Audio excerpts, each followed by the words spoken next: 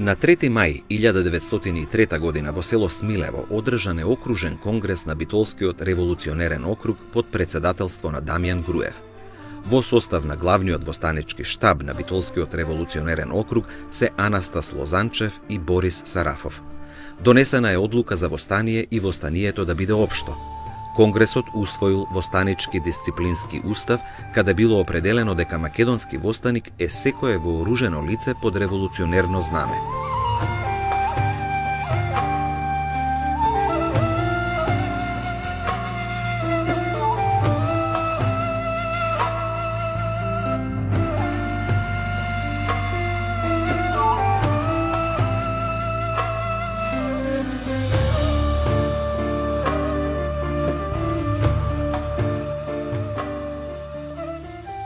Македонски востаник е секое вооружено лице под револуционерно знаме. Востаникот се обврзува со заклетва да ги брани интересите на својата татковина Македонија до последната капка крв, исполнувајќи ја дадената заклетва.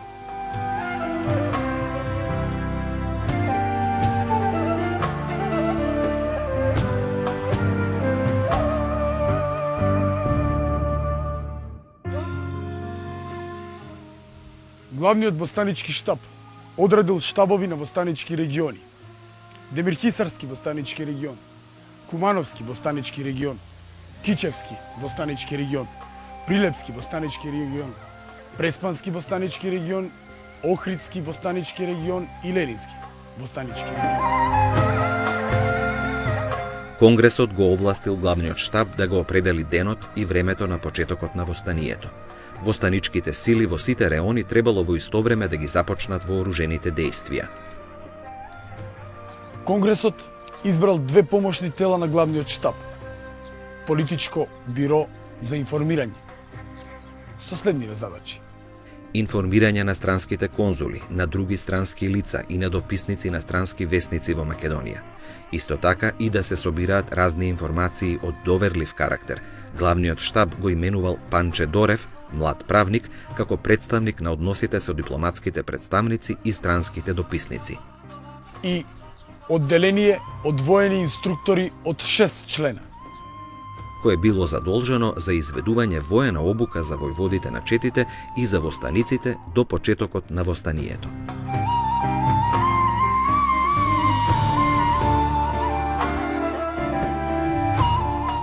Конгресот, како највисоко политичко, представничко и законодавно тело, ги пренесол на востаничкиот штаб сите своји ингеренции за време на траењето на востанието.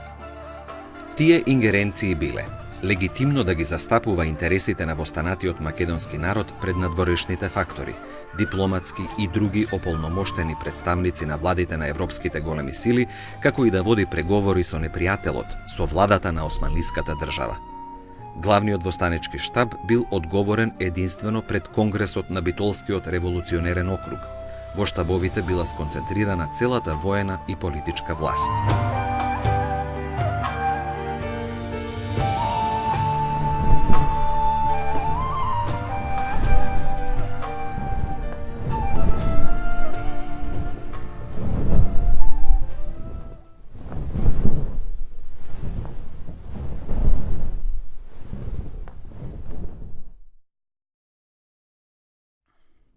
На 28 јули главниот востанички штаб во село Буф, Леринско, донесува одлука востанието да започне на ден Свети Илија, на 2 август.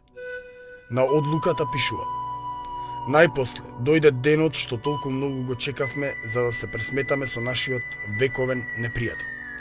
Со одлука биле известени Централниот комитет во Солун и задграничното представништво во Софија. Одлуката била пренесена на реонските штабови.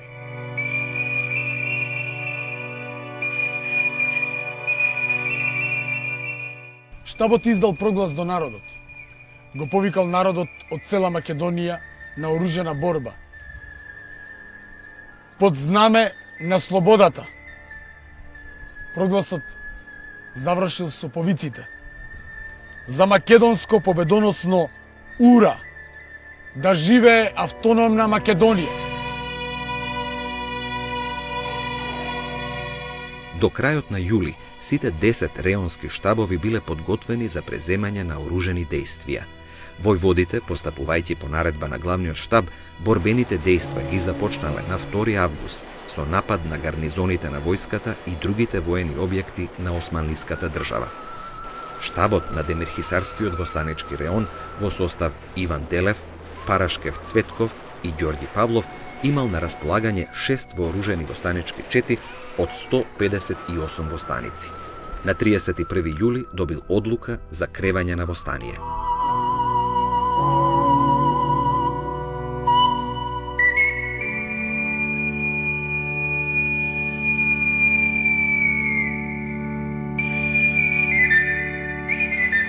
По 3-дневни борби, Смилево било ослободено. Во Крушевскиот востанички реон, во неговиот реонски штаб влегувале Никола Карев, Тодор Христов, Хаджов и Тома Никлев. До крајот на јули било пополнето оружјето, завршени обуките за ракување со оружјето за координирани борбени дејствија. На располагање имале неколку дрвени топчиња изработени во село Селце. Било готово и востаничкото црвено копринено знаме. На 30. јули штабот одржал последен предвостанички состанок со војводите. На состанокот, раководен од Никола Карев, учествувале војводите Иван Наумов Албакот, Питу Гули, Андреа Димов и Тома Николев. Направен е план со кој се предвидело востаничките дејствија да започнат со напад на реонскиот центар Крушево. Извршена е концентрација на востаничките сили и дадени се задачите за нападот, за ослободувањето и одбраната на градот.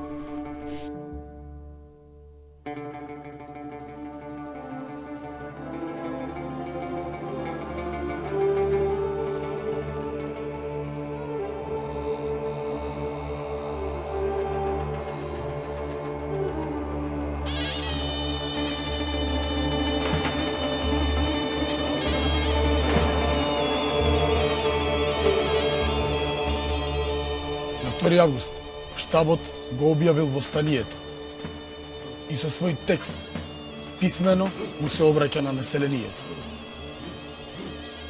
Денес целата Крушевска околија, заедно со цела Македонија, крева востание.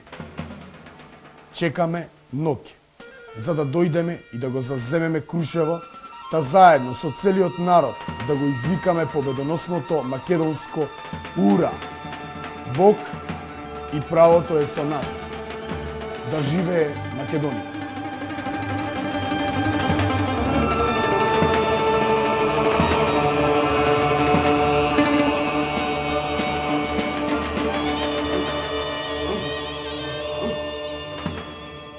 Нападот на Крушево бил извршен во исто време од востаничките одреди на војводите Андреа Димов и Иван Албакот.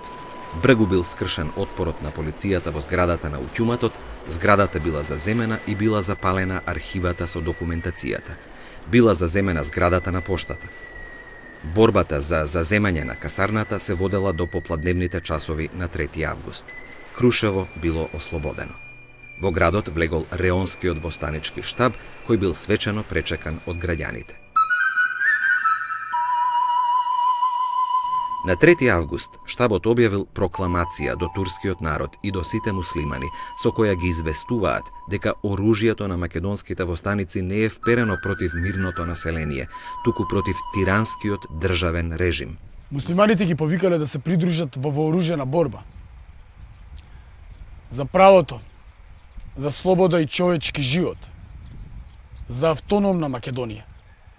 Во Крушево била организирана македонска револуционерна власт за ослободената Крушевска околија, прифатена како Крушевска република.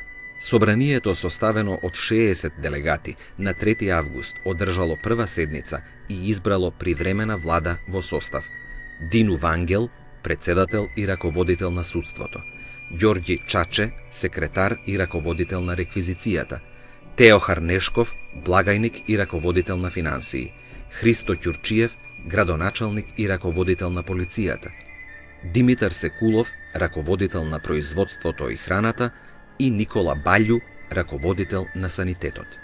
На зградата на владата се веело црвеното знаме на револуцијата. Привремената влада вршала оданочување, грижа за храна, за обувки, вооружување, организирање на здравствената заштита на болни и ранети во станици и граѓани во градот и селата, обезбедување на ред и мир, казнување на сторителите на престапи.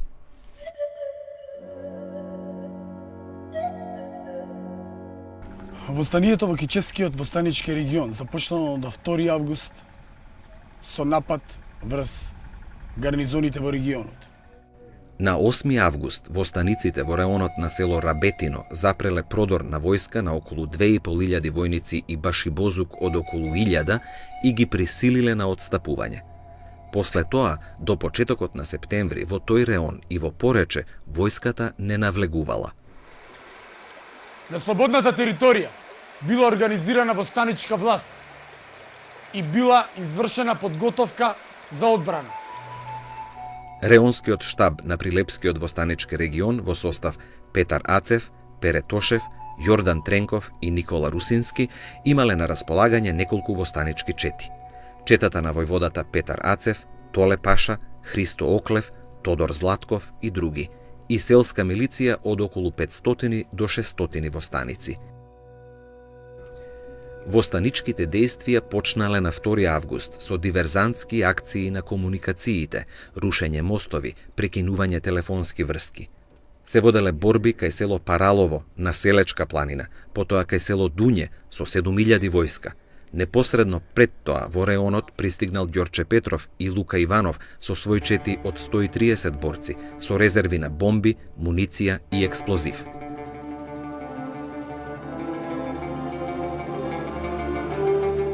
Востанието во Преспанскиот востанички реон под раководство на војвода Славејко Арсов започнало со неуспешен напад на Ресен и на село Наколец. Селски востанички чети напаѓале војнички патроли и стражи што го обезбедувале патот Ресен-Охрид. Борби воделе кај Подмочани, Царев двор и други села. Во борбата со надмоќните непријателски сили на 11 август загинал реонскиот војвода Никола Кокарев. Од средината на август востаниците во Преспанскиот регион трпеле загуби и почнале да се повлекуваат и да го заштитуваат населението кое се упатувало по планините. 2000 бегалско население ја штитело четата на војводата Спиро Олчев, со чамци се префрлило на островот Голем град во Преспанското езеро. Таму живеело слободно до 20 септември. Османлинската војска добила заселување. До крајот на септември запреле востаничките борби во регионот. Востаничкиот штаб на Охридскиот востанички регион, што го опфаќал Струшко и Дебарско, го составувале Христо Узунов, Антон Кецкаров, Наум Цветанов, Александар Чакрев и Лазар Димитров. Штабот на 2 август го објавил почетокот на востанието. Востаниците го блокирале патот Охрид-Ресен, организирале складишта со резерви од храна и муниција. Во село Лешани имало работилница за оружје. Во село Брежани, Охридско, организирана е провизорна болница со лекар. Тајна востаничка болница со 2 лекари била организирана во град Охрид.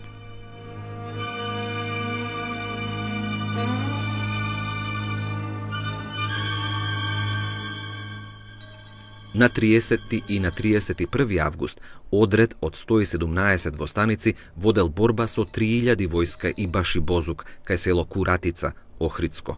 Востаниците го бранели избеганото население кое било сместено во збегови.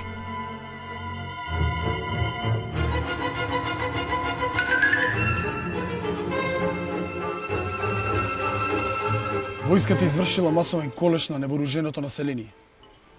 Биле убиени повеќе од 200 мажи, жени и деца. Жените биле силувани. Востаничкиот штаб во вакви услови донел одлука за распуштање на востаничките чети. Востаниците во Леринскиот востанички регион под раководство на реонскиот штаб во состав Ѓорѓи Попхристов, Лечо Церовски и Коста Груев вршеле оружени акции и диверзии на витални објекти како железницата Солун Битола и телеграфот.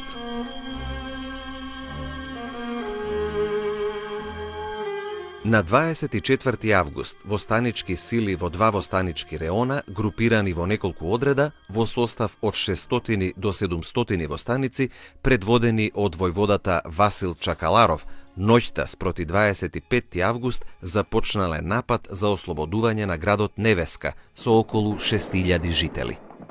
Изненадени од бројноста на востаниците и силината на нападот, војниците од војничкиот логор под шатори се дале во бегство, потоа се откажале од натамошниот отпор, ја оставиле касарната и се извлекле од градот.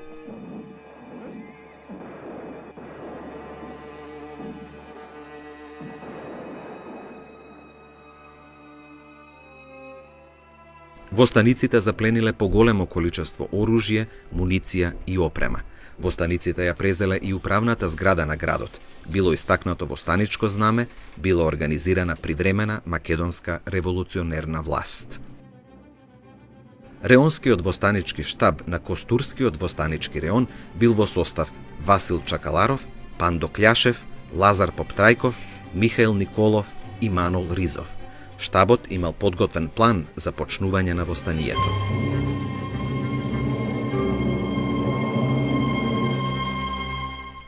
На 4. август започнал нападот на Клисура.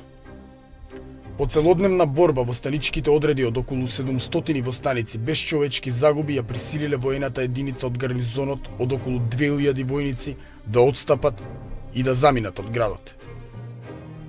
Востаничките одреди како регуларна војничка формација во војнички строј дефилирале пред членовите на штабот. Во градот и секаде на слободната територија била организирана македонска револуционерна власт, што се одржала до 28. август.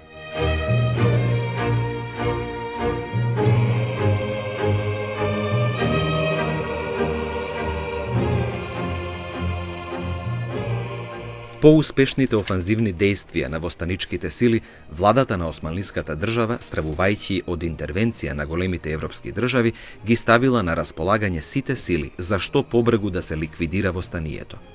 Владата почнала да испраќа дополнителни сили спрема востаничките територии, мобилизирала единици на резервен состав, доброволечки формации Баши Бозук, составени од муслиманско население, турци и албанци.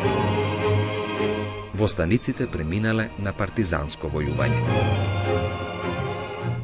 Биле сменети битолскиот валија Али Риза Паша. Неговата должност привремено ја превзел Хими Паша. Генералот Ружди Паша бил отстранет од должноста и бил спроведен на заточение во Триполис. Командата на армиските сили ја превзел генералот Назир Паша. За брзо ликвидирање на востанието, османлиската војска преминала на тотална војна, разорување, ограбување, опожарување на селата, вршење жесток терор над неборечкото македонско население, масакрирање на мажи, насилства врз жени, деца и старци, за да се уништи борбениот морал. Главниот востанички штаб решил да протестира кај меѓународниот фактор, до европските големи сили, за дивјаштвото што се прави од страна на османлиската држава во Македонија. На 12. август, Бирото за информации им предало на дипломатските представници меморандум на македонскиот главен востанички штаб. Штабот барал интервенција од владите до владата на османлиската држава да го запре теророт од нејзината регуларна војска врз мирното македонско население. Штабот ги предупредува големите сили. За сите настани натаму ќе сноси одговорност турската влада, која им дава на редовните војници и на башибозуците наредби. На цела територија на Македонија се одвивале вооружени борбени дејствија со што се создала состојба на општо востание. Вооружени борби се воделе во сите востанички региони. Востанието се продолжило во Македонија до 11. ноември 1903.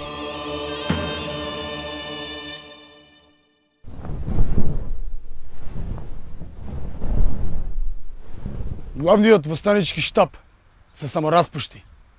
Во анализата констатира дека 1. Илинденското востание беше дело на целиот македонски народ. Голем акт што не стави во редот на народите достојни за слобода. 2. Со својата борба го одушеви цивилизираниот свет. Се воодушевуваше на нашата борба сиот просветен свет. Побара интервенција на Европа. 3. Многу важно народот за време на востанието негледано виде дека и тој може да биде силен, дека од самиот него зависи раскинувањето на робските пранги. Се зацрсти неговата решеност да се бори и избори за својата слобода и за создавање на своја самостојна држава Македонија.